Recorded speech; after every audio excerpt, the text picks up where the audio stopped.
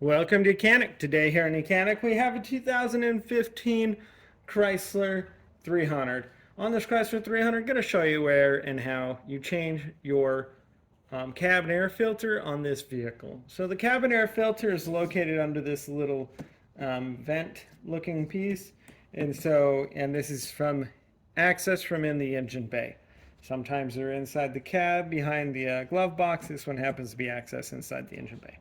So we're going to open up these little tabs and then pull that open, and then we have this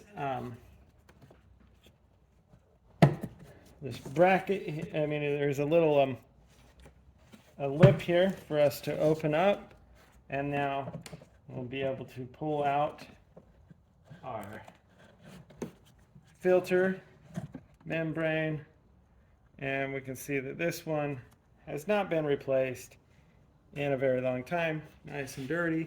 Got a lot of debris down there. You may want to vacuum that out.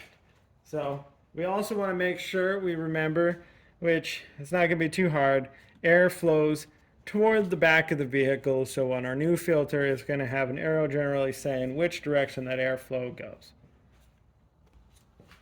So we have our new cabin air filter. We have the arrow here that points to the back for the airflow direction and the way that goes. Then we just drop this membrane in there, take our little tab, lock it down, and then go ahead and put this little cover back on. And that's how you would change your air filter on your Chrysler 300. And so now you can have good clean air to breathe as you drive down the road. Thanks for watching Mechanic, where you can be the mechanic.